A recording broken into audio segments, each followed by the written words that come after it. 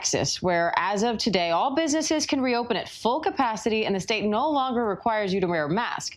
But some major cities are enforcing their own mask requirements as public health officials warn against reopening too soon, before enough of the population has been vaccinated. The COVID-19 restrictions that had been in place here in Texas were lifted at midnight, and that meant that any business type could open, and that the statewide mask mandate that had been in place, that was also lifted. And so for all intents and purposes, the state of Texas is back open for business. The governor, Governor Greg Abbott, said that there were a number of reasons why he believes that this state, that it's time for it to reopen. He said that the vaccines, the amount of vaccines that are available has steadily increased. Also, he pointed to a downward trend in hospitalizations. He said that when you look at those statistics, it is clear that it, in his view, is time for the state to reopen. But it is important to point out that according to the latest numbers, about only 8.5% of the adults here in Texas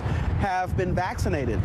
And while the restrictions have been lifted, a number of business owners say that they will continue to follow the CDC guidelines in requiring masks for people who visit their businesses.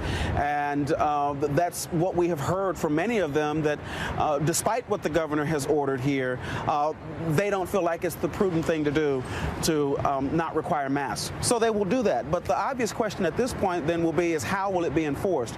Because as it stands now, no one can be thrown in jail.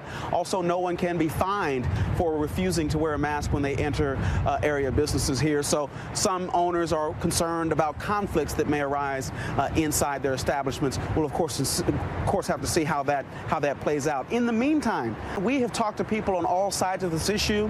The majority of people feel like it is too soon for the state to reopen, but there are others who firmly believe it is about time for Texas to reopen so they can get on with their lives and their businesses can survive. In the midst of all of that, the race to vaccinate millions of Texans and Americans continues.